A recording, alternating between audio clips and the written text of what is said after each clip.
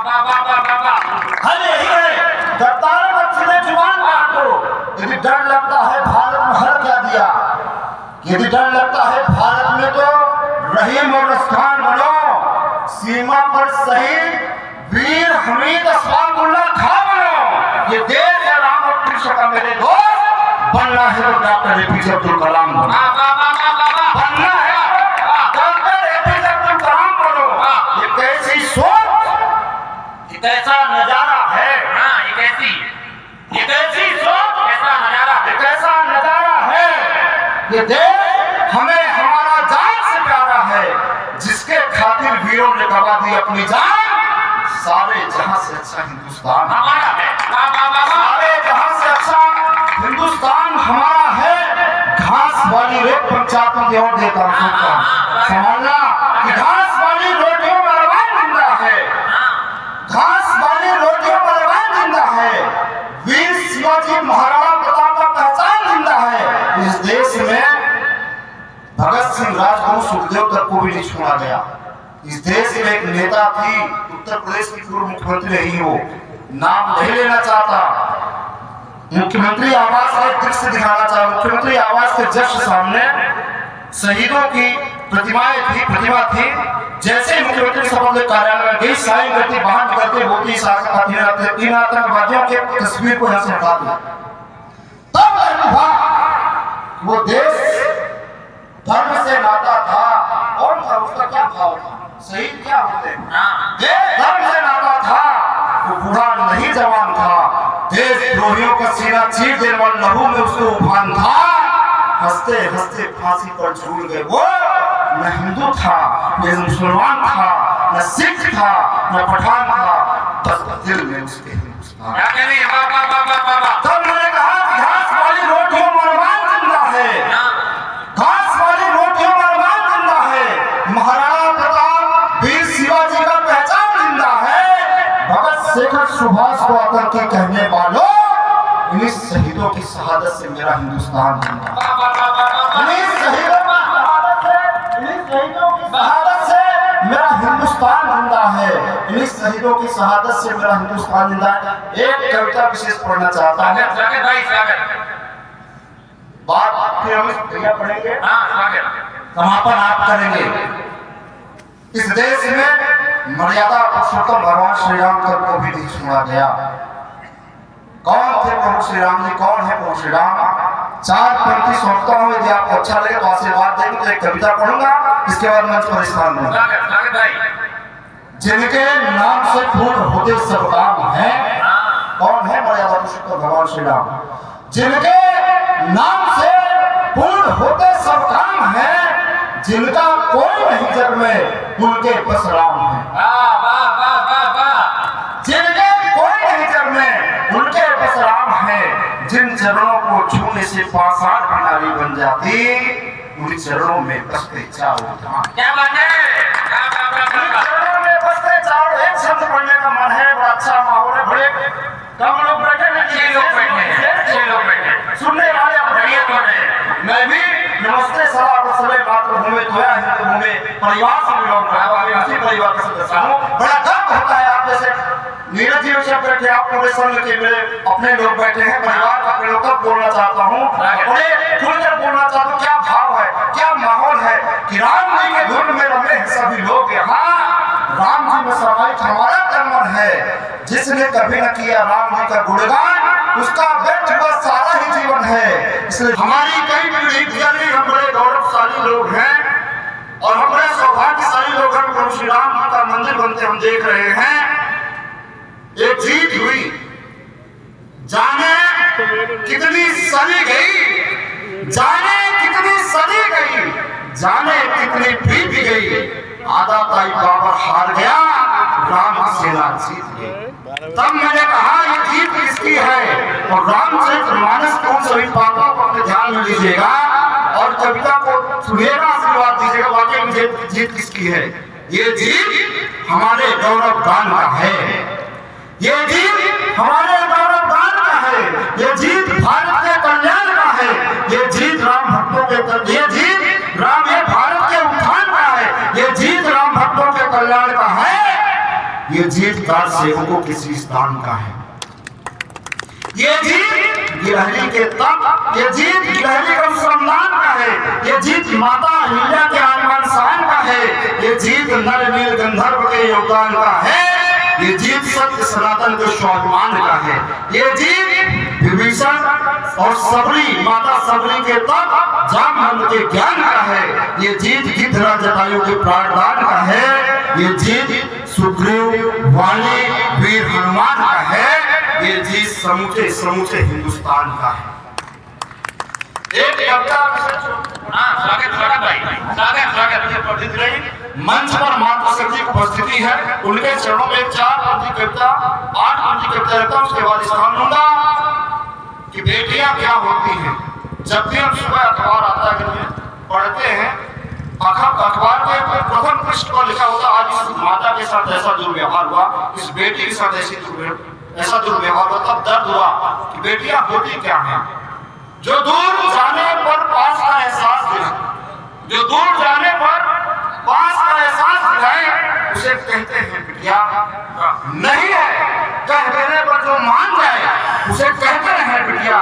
बीमार हो जाने पर जो दवा किया दिलाए उसे कहते हैं बिटिया। जो पति के हो जाने के बाद भी पिता को न भूल पाए उसे कहते हैं बिटिया। वाह वाह वाह वाह। जन्म पाने के लिए माँ चाहिए, खीर खिलाने के लिए मामी चाहिए, कहानी सुनाने के लिए दादी और नानी चाहिए, जिद पूरी करने के लिए मौसी चाहिए, साथ निभाने के लिए पत्नी चाहिए। लेकिन मेरे दोस्त ये सभी रिश्ते निभाने के लिए बेटियां भी जिंदा होनी चाहिए। वाह वाह वाह वाह वाह वाह वाह वाह वाह वाह भाई, बहुत अच्छी कविता सुनाई। एक बार जोरदार तालियां बजाइए लक्ष्मीकांत भाई के लिए। लगता था फेफड़ा बाहर आ जाएगा। अब मैं दोबारा खून पीने के लिए नहीं खड़ा हो गया हूँ। मैं बहुत जल्द अमित भाई को अभी तक जिन्होंने सबको उठाया है उनका खुद उठने का नंबर आया है। ये पेशे से इंजीनियर हैं, देश के बहुत बड़े संचालक हैं। मैं इनके घर गया, अमित भाई को बुलाइएगा। मैं ये पेशे से इंजीनियर है, मैं इनके घर गया तभी मेरे को पता चल गया था जब ये 5 साल 4 साल की इंजीनियरिंग को 8 साल में करके आए थे, तब इससे ही मुझे विश्वास लगने लगे थे। तो मैं इनके घर गया तो ये कुत्ते की पूंछ में पोगड़ी डाल रहे थे। मैंने कहा अमित भाई पोगड़ी डालने से कुत्ते की पूंछ सीधी नहीं होगी। तो अमित भाई ने कहा देखो मैं इंजीनियर आदमी हूँ, मुझे मालूम है मैं कुत्ते की पूंछ सीधी नहीं कर रहा हूँ, ये पोगड़ी बीच कर रहा हूँ। ये बहुत विद्वान आदमी। मैं इनके घर अंदर पहुंचा तो ये बैठे हुए थे, भाभी जी श्रृंगार दादी के सामने खड़ी और इनसे कह रही दादी मैं मोटी तो नहीं लग रही हूँ। इन्होंने कहा कौन बोला तुम मोटी लग रही हो। उन्होंने कहा नहीं पूंछ खा लिया है। ये बताओ मैं मोटी नहीं लग रही हूँ तो मुझे गोदी में उठाओ और फ्रिज तक ले चलो, मुझे आइसक्रीम खाना है। ये कभी आदमी पलट गए। इन्होंने कहा देखो तुम यहीं रुको, मैं फ्रिज उठा के ले आता हूँ, तुम यहीं खा लेना। तो एक विद्वान देश के बड़े संचालक जोरदार तालियों से बुलाइए भाई अमित शुक्ला, रीवा, भिंड, मध्य प्रदेश, एशिया ब्रह्मांड। बहुत बहुत आभार भैया। इधर आप भी बीच में आ जाओ थोड़ी, इधर अब तो सब चले गए, 2-4 मिनट में हम भी चलते हैं। दादा आप भी इधर सामने आ जाइए तो अच्छा लगेगा। आ जाइए, ठंड नहीं है, आ जाइए सामने आ जाइए। बार बार इधर उधर आपको नाचना पड़ा है पूरी रात। आ जाइए सामने आ जाइए भैया, और पास आ जाइए भैया, खंभे के पास आ जाइए। थोड़ी देर आप आ जाइए भैया, आ जाइए। मेरा निवेदन है बस 2-3 मिनट और एकता में ही शक्ति। हाँ बस 2-4 मिनट के बाद तो हम लोग भैया आप लोग थोड़ी सी आगे आ जाइए, 2-4 कुर्सी आगे आ जाइए। मेरे बाल बच्चे आपको दुआ देंगे। आ जाइए थोड़ी सी आ जाइए। हाँ बहुत बहुत आभार। आ जाइए, नहीं आ पाएंगे कोई बात, बैठिए दादा, बैठ। स्वागत है भैया। तालियां एक बार मेरे लिए भी बजा दीजिए। वाह स्वागत। मेरे किस्मत में बचे कुचे श्रोताओं, मैं प्रणाम करता हूं। इन कवियों ने पूरी रात बहुत मेहनत की, सच में इन कवियों ने पूरी रात बहुत मेहनत की, तब जाकर के इतनी कुर्सियां खाली हो पाई। तालियां जरा जोरदार, क्या अच्छा लगे तो बजाए। अगर थोड़ी देर और मेहनत कर देते तो आप लोग भी घर चले जाते। राकेश भैया अब आप भी बैठ जाइए, बैठिए। व्यवस्था में ही बिगड़ पूरी किया। राम मंदिर की बात कर रहा था। 22 तारीख को प्रभु रामलला जब अपने धाम पर विराजमान हो रहे थे तो मेरे मन में एक डर लग रहा था। सबने पंक्तियां पढ़ी, सभी उल्लास की पंक्तियां पढ़ रहे थे, मैं एक डर पढ़ रहा हूं। मेरे मन में क्या डर लग रहा था?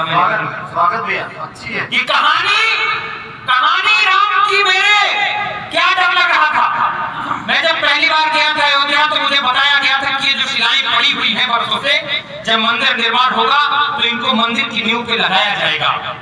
जब 22 तारीख को प्रभु रामलला अपने धाम पर विराजमान हो रहे थे तो एक डर लग रहा था। मैं डर पड़ता हूँ, उसके बाद मैं अपनी औकात में बाद में आऊंगा। स्वागत कि कहानी राम की मेरे, कोई प्यारी न बन जाए। प्रेम की बात कर रही थी प्रीति, क्या प्रेम है? डॉक्टर साहब 2-4 मिनट में और सुनिए। प्रेम की बात कर रही थी, किस प्रेम की बात? राकेश भैया, मैंने एक प्रश्न पढ़ा सतीश भैया तो मेरी आंख ठीक आई। प्रेम क्या है?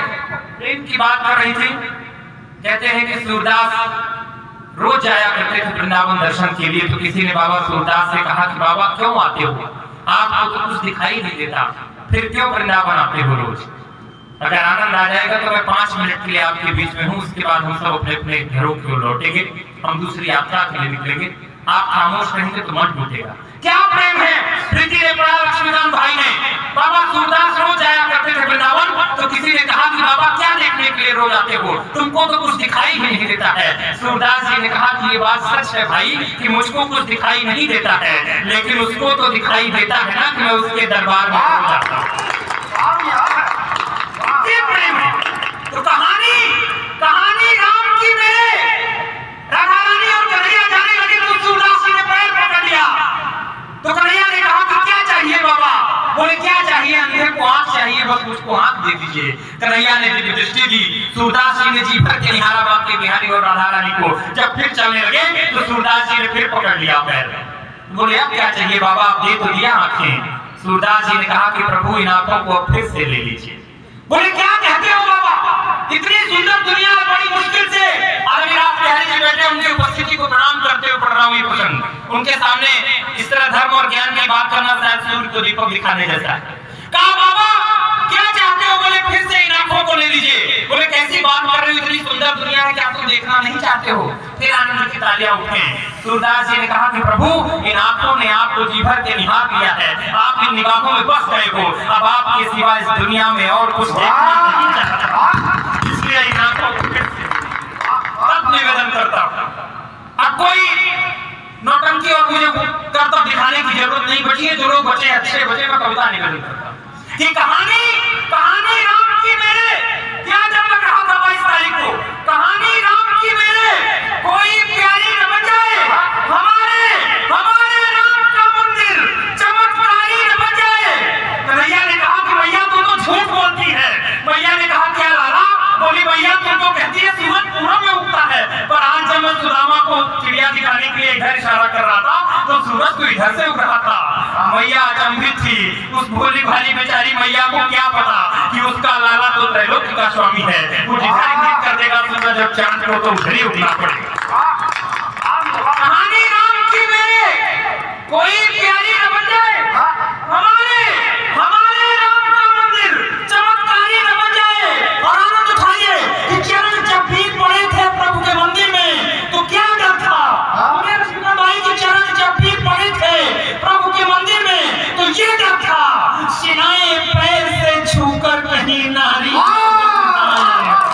सिनाए पैर से छूकर। बहुत बहुत आभार, बहुत बहुत आभार। मैं पढ़ना कुछ और चाहता था, आपने मन बना दिया। तब एक छंद और निवेदन करता हूं। स्वागत है। क्या है प्रेम? कि प्रेम से पखेरु बिना पिंजरे के पल जाते, प्रेम वश वीर राम शबरी के खाते हैं। ये मेरा विषय नहीं है, लेकिन अच्छे लोग बचे हैं तो कविता समर्पित कर रहा हूं, निवेदन कर रहा हूं, वरना आजकल के मंचों में हम जो कर्तव्य दिखाते हैं वही करके चले जाते हैं। अच्छे लोग बैठे, मैं निवेदन कर रहा हूं, सुनिए क्या है प्रेम। कि प्रेम से पखेरु बिना पिंजरे के पल जाते, प्रेम वश वीर राम शबरी के खाते हैं। और प्रेम तो प्रकृति का ये उपहार है धरा पे, पुरखे भी पितृ बन घर चले आते हैं। एक अकेला देश जहां हम प्रेम से अपने पुरखों तक को बुला लेते हैं। पितृपक्ष याद करिए कि प्रेम से पखेरु बिना पिंजरे के पल जाते, प्रेम वश वीर राम शबरी के खाते हैं। और प्रेम तो प्रकृति का ये उपहार है धरा पे, पुरखे भी पितृ बन घर चले आते हैं। और क्या प्रेम से पुकारने पे पकवान छोड़कर, प्रेम से पुकारने पे पकवान छोड़कर विदुर की भाजी खाने कृष्ण चले जाते हैं। और अंतिम पंक्ति में एक व्यक्ति का हाथ उठे आशीर्वाद कि प्रेम से पुकारने पे पकवान छोड़कर विदुर की भाजी खाने कृष्ण चले जाते हैं। प्रेम छोड़ युद्ध में जो चक्र है चलाते श्याम, प्रेम में पड़े तो वही बांसुरी बजाते हैं। बहुत आभार, आपने अच्छी पंक्तियों की लाज रखी। 4 पंक्तियां वो भी निवेदन करता हूँ जो इन दिनों बहुत वायरल है।